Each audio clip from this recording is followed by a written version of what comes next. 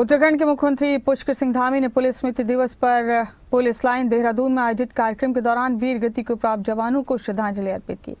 मुख्यमंत्री धामी ने कहा, जिन्होंने व्यवस्था को बनाए रखने के लिए देश और देश के नागरिकों की सुरक्षा के लिए अपने प्राणों का बलिदान दिया है, मैं उन्हें प्रणाम करता हूं।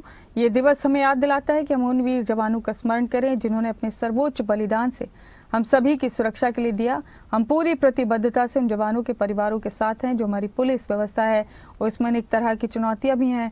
निश्चित तौर पर पुलिस जवानों के लिए अच्छे आवास और अच्छी व्यवस्था होनी चाहिए। इसलिए मैंने घोषणा की है कि आगामी 3 वर्षों तक प्रत्येक वर्ष 100 करोड़ रुपए की राशि पुलिस के जवानों के आवास बनाने के लिए दी जाएगी।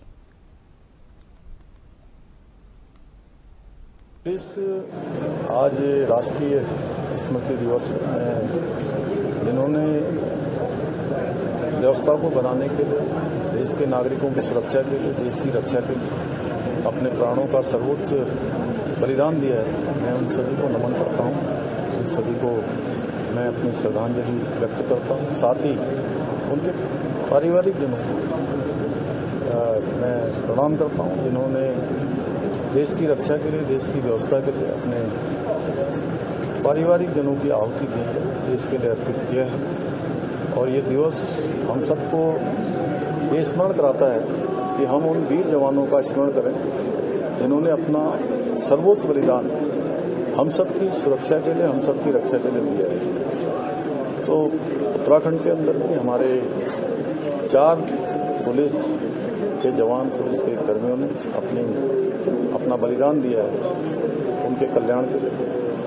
हम पूरी तरह से प्रतिबद्ध होकर उनके साथ हैं। पूरी सरकार, पूरी पुलिस की व्यवस्था कि उनके परिवारों का कल्याण हो, उनकी सहायता के लिए हम तत्पर रहें, खड़े रहें। और साथ ही पुलिस के जो हमारे पुलिस व्यवस्था है, उस पुलिस व्यवस्था में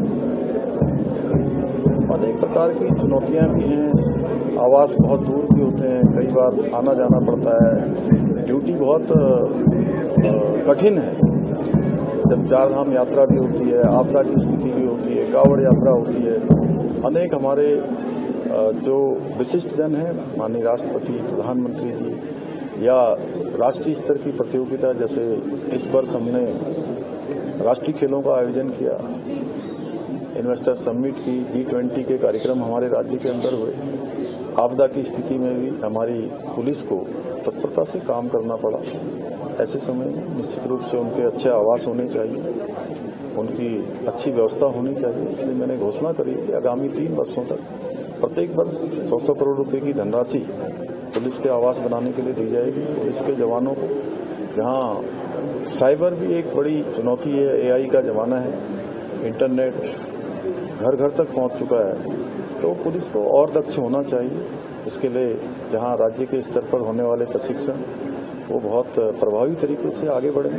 वहीं जो केंद्रीय गृह मंत्रालय और जो हमारे अन्य राज्य हैं जो इस क्षेत्र में अच्छी बेस्ट प्रैक्टिसें कर रहे हैं, उनका भी अनुभव का लाभ लेकर हमारी पुलिस भी उस दिशा में दक्ष हो, ऐसी व्यवस्था हमारी पुलिस के स्तर से भी यहाँ की जाएगी।